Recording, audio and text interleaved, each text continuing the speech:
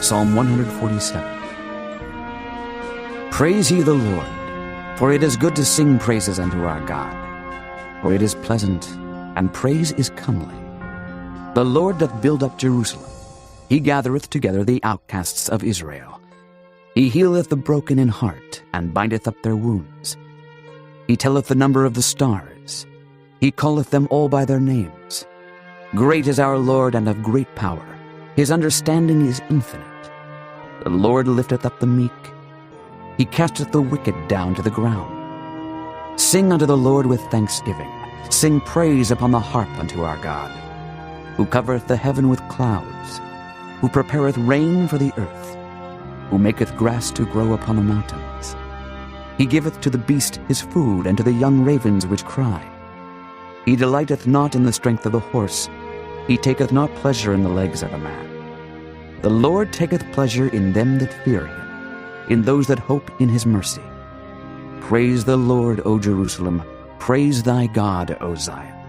For he hath strengthened the bars of thy gates. He hath blessed thy children within thee. He maketh peace in thy borders, and filleth thee with the finest of the wheat. He sendeth forth his commandment upon earth. His word runneth very swiftly. He giveth snow like wool. He scattereth the hoarfrost like ashes. He casteth forth his ice like morsels. Who can stand before his cold? He sendeth out his word, and melteth them. He causeth his wind to blow, and the waters flow. He showeth his word unto Jacob, his statutes and his judgments unto Israel. He hath not dealt so with any nation, and as for his judgments, they have not known them. Praise ye the Lord.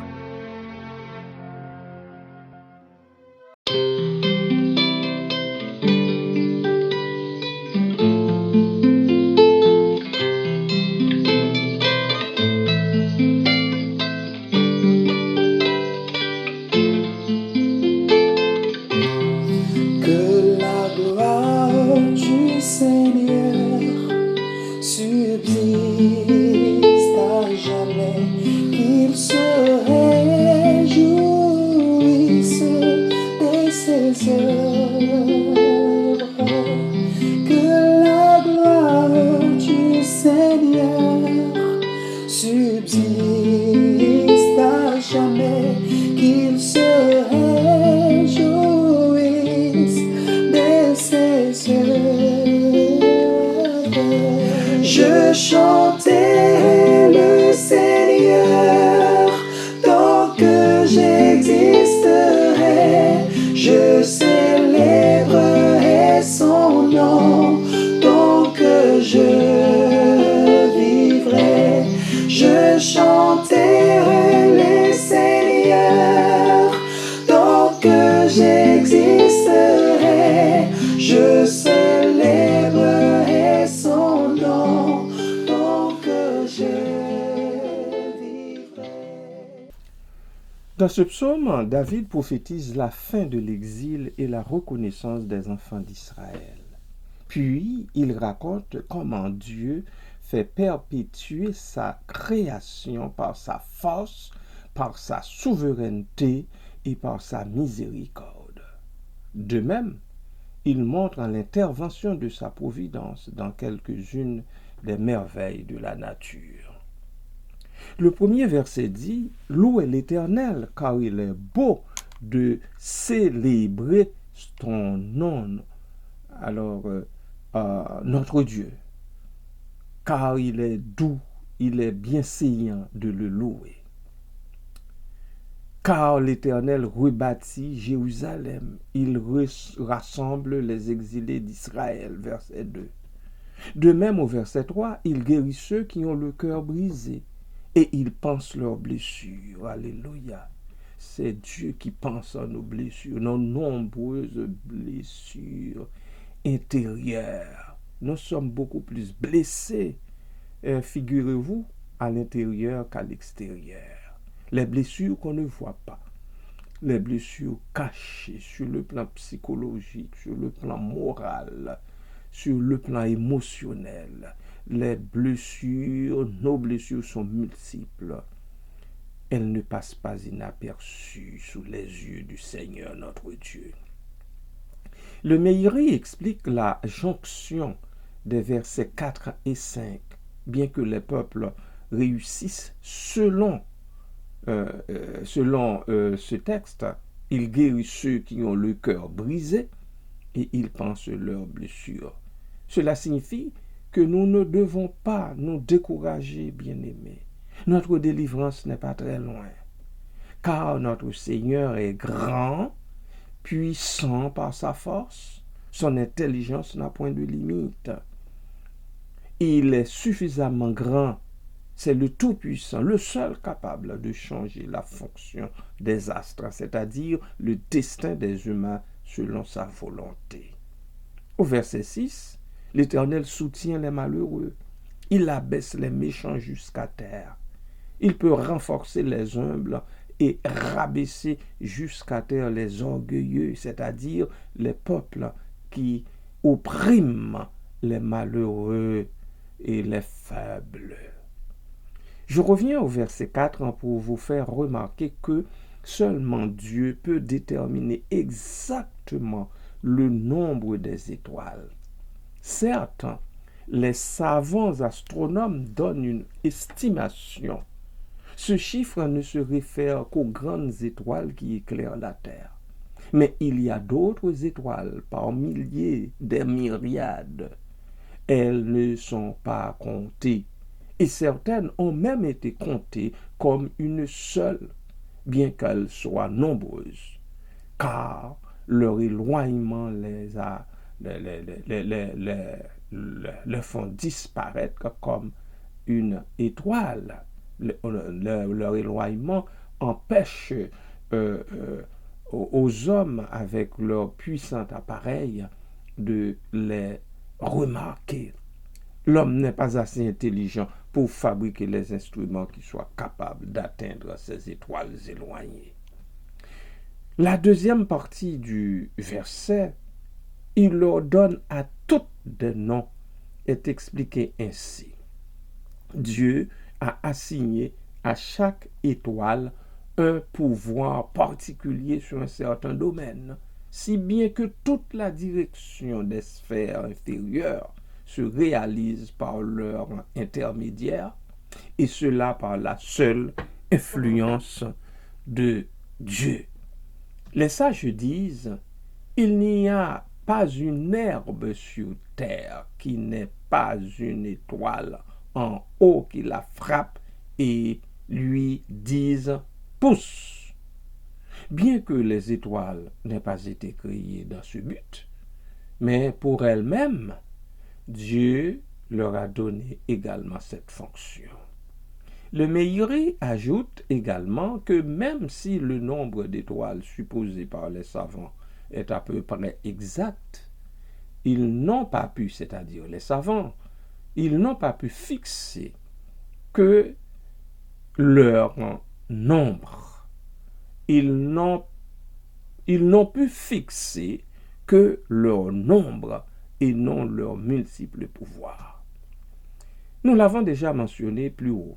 David veut nous montrer au verset 6 que Dieu peut changer l'influence des astres, et cela afin de récompenser ou punir les hommes selon leurs actes. Ensuite, les versets évoquent les bontés de Dieu qui prépare pour les animaux la nourriture qui leur convient selon leur nature. Et pour cela, le verset 8 soutient, il couvre les cieux de nuages, il prépare la pluie pour la terre, il fait germer l'herbe sur les montagnes. Ainsi fournira-t-il de la nourriture aux animaux des champs. C'est ce que fait l'Éternel notre Dieu.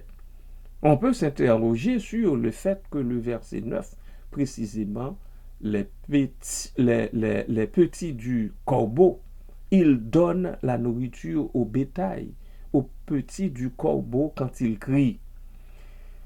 La raison, c'est que les corbeaux ont la particularité à leur naissance d'être blancs, et leur mère, croyant que ce ne sont pas ses petits, les abandonne. Vous entendez ça? la maman corbeau, puisque ces petits sont blancs, croit que ce ne sont pas ses petits à elle, alors elle les abandonne. C'est pourquoi ils se mettent à crier très jeunes. Dieu alors leur répond en leur envoyant des moustiques attirés par leurs excréments et ils s'en nourrissent. Amen. Comme est merveilleux le Seigneur de la vie. Après cela, David revient à la prophétie de la délivrance où la puissance des peuples ne nous épouvantera pas. Car selon le verset 10, Dieu ne s'attache pas aux peuples qui placent leur confiance dans la puissance de leurs chevaux et dans l'agilité des coureurs. Ce n'est pas dans la vigueur du cheval, nous dit le texte, qu'il se complaît. Ce n'est pas dans les jambes de l'homme qu'il met son plaisir. Mais Dieu veut et aime ses serviteurs et servantes qui le craignent. Verset 11. Il exerce en soi une providence particulière. De même, il fera reposer Jérusalem, c'est-à-dire le pays. Il fera reposer le pays en paix. Nous pouvons ici remplacer Jérusalem par notre pays, le pays dans lequel nous vivons, où nous nous retrouvons et pour lequel aussi nous prions. Au verset 14, David rapporte les merveilles de la nature. Les versets 16 et 17, comme la pluie, la neige, le givre et la gelée qui finiront par fondre pour irriguer la terre, verset 18. La comparaison avec le verset 16, il donne la neige comme de la laine, il répand la gelée blanche comme de la cendre, n'est pas pour la couleur, car la neige est sûrement plus blanche que la laine, mais elle concerne la légèreté et la douceur. Le givre, qui apparaît souvent en fine couche le matin, est comparé à la cendre pour sa couleur blanc grisâtre. La comparaison peut aussi concerner la dispersion. Le givre se disperse comme la cendre.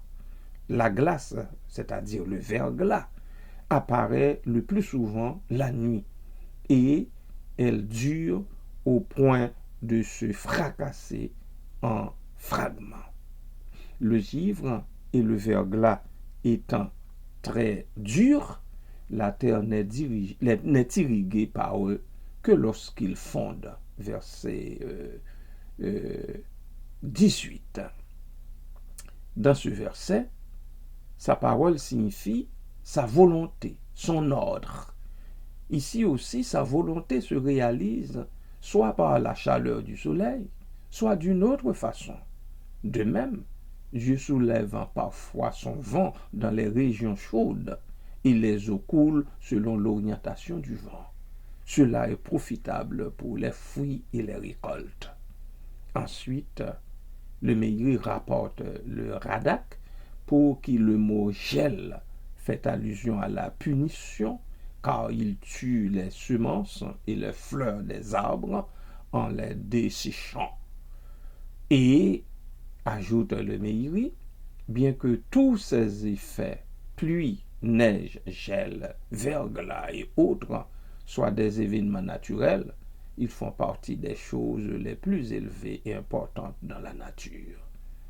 Puis, du verset 19 jusqu'à la fin, David évoque la providence divine sur les enfants d'Israël à qui Dieu a donné la Torah et a révélé ses secrets.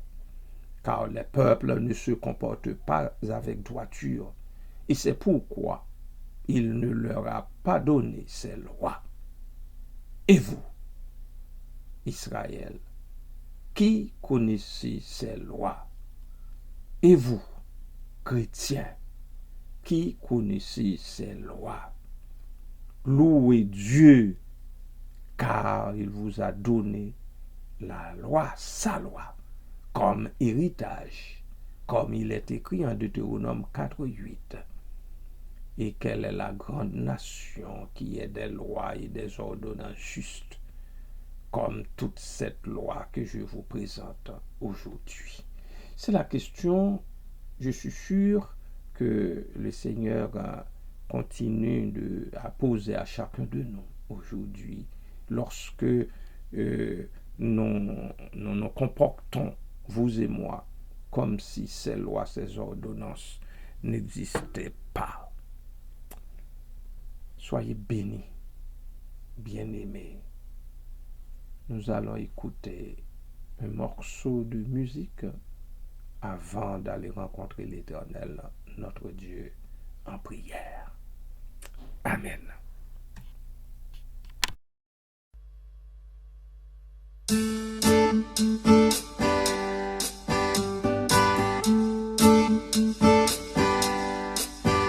Mon Dieu est si bon, il prend bien soin de moi. Ce Dieu si fidèle, ce Dieu qu'il pense à toi, il voudrait t'aider dans tes difficultés. Il faut que tu viennes à lui tel que tu es. Dieu sait si bien ce qui te semble lourd, qui te fait mal, te trouble chaque jour. Il connaît tes besoins, ta peur du lendemain. Avec mon Dieu, tu sais tout ira bien. Il vit à jamais, c'est un Dieu tout-puissant. Il te répondra, viens à lui simplement. Quand tout semble noir, triste et désespéré,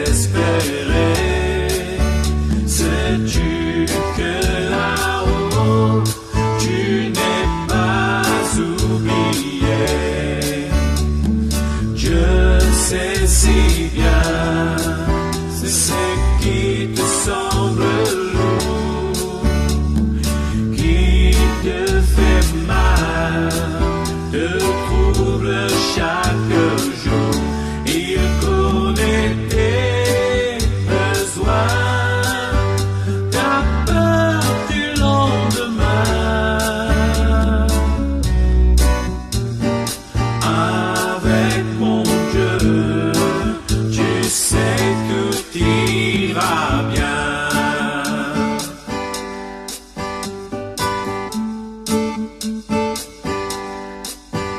Mon Dieu t'aidera, il conduira tes pas. Si tu veux marcher, déplier à sa loi, alors ne crains plus, tu peux compter sur lui. Il accomplira tout ce qu'il a promis.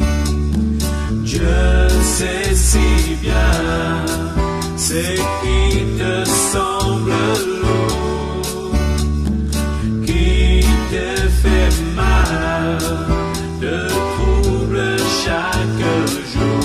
Il connaît tes besoins, ta peur du lendemain. Avec mon Dieu, tu sais tout ira bien. Je sais si bien ce qui te semble lourd, qui te fait mal, te trouble chaque jour. Il connaît tes besoins, ta peur du lendemain.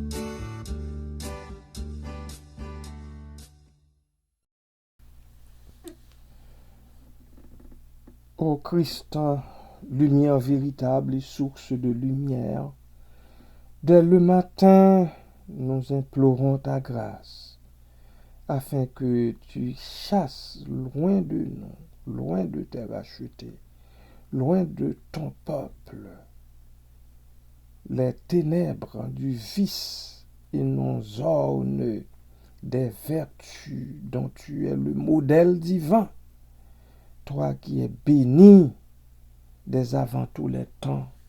Merci Seigneur, merci Jésus pour ton sang qui coula pour le pardon de nos péchés. Merci de nous avoir lavés, purifiés dans ton sang, le sang de l'agneau. Merci Seigneur de nous permettre d'entrer chaque jour dans le lieu très saint. Oh Dieu, il n'existe plus de barrières, plus de voiles nous empêchant de pénétrer le lieu très saint.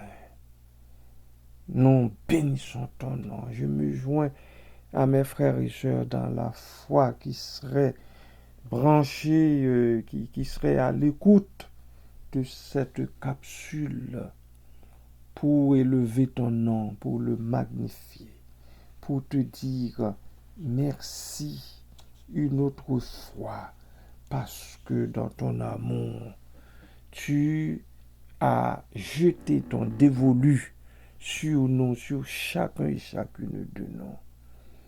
Tu fais de nous des enfants de Dieu à travers toi. Oui, grand Dieu, Seigneur éternel, dont le nom est magnifique, dont la volonté est sainte et dont la puissance éclate dans toutes tes œuvres. Toi, le Dieu et Père de ton Saint-Fils Jésus-Christ, notre Sauveur, nous t'en supplions à son nom béni de jeter un regard bienveillant sur nous tous, sur nous toutes, sur ton troupeau que nous constituons, ton troupeau élu en Christ à ta gloire. Et daigne, ô Dieu, nous sanctifier d'âme et de corps, afin qu'étant purifiés, nous osions nous approcher de toi et recevoir l'abondance de tes grâces. Merci Seigneur, grand Dieu Tout-Puissant, de toucher les malades qui sont dans nos rangs. Papa, vois ma sœur Marjorie mourant, malade, vois sa mère, Seigneur. Merci pour elle, que tu gardes encore vivante. Merci pour le toucher que tu lui accordes. Merci pour Alberte, Seigneur, qui a été l'objet de cette intervention chirurgicale qui se reprend petit à petit. Merci pour Yves, son mari également, ô Dieu, que tu gardes après son intervention. Papa, je t'en supplie dans le nom de Christ de renouveler leur force, leur système immunitaire, afin qu'au Dieu, ils puissent, Seigneur, continuer à vaquer à leurs occupations. Seigneur, protège-les, protège cette famille. Fais leur grâce et miséricorde. Vois sœur Micheline, Seigneur, avancée en âge, qui lutte avec cette maladie, qui lui ronge les os, qui lui ronge le corps. Fais miséricorde. Vois Albert, vois Yves, oh Dieu, fais miséricorde. Vois Alberto, Seigneur. Vois Marjorie. Merci, Papa. Merci, Père. Merci, Père. Ma soeur Caroline, ma soeur Caroline sont devant toi. Ma soeur Sinette également. Enfin, toute la famille, petit homme, Seigneur. Les gars aussi, les trois, sont devant toi. Interviens, ô Dieu, au milieu de cette famille. Fais grâce et miséricorde. D'autres encore, tu les connais, qui seraient sur les bords, enfin, d'une façon ou d'une autre, Préserve-les, papa. Préserve, oh Dieu. Préserve, oh Dieu, le personnel de la santé pour nous, Seigneur. Elles sont nombreuses, les infirmières dans nos rangs, les infirmiers, Seigneur, et les préposés, Seigneur, sois avec chacun d'eux. Fais-leur grâce et miséricorde. Donne-leur dans ton amour un système immunitaire réellement blindé, je dirais, contre toutes ces mauvaises maladies, toutes ces infections, Seigneur, toutes ces contagions. Merci, Père. Préserve leurs enfants aussi, Papa, leurs enfants, les membres de leur famille. Faut-il qu'il y ait des gens à prendre soin des nombreux malades qui ne peuvent rien pour eux-mêmes dans les hôpitaux. Ainsi, ô Dieu, le personnel de la santé, en général, Papa, ça doit s'attendre à toi pour un toucher spécial. Merci Père, merci Papa, merci Seigneur.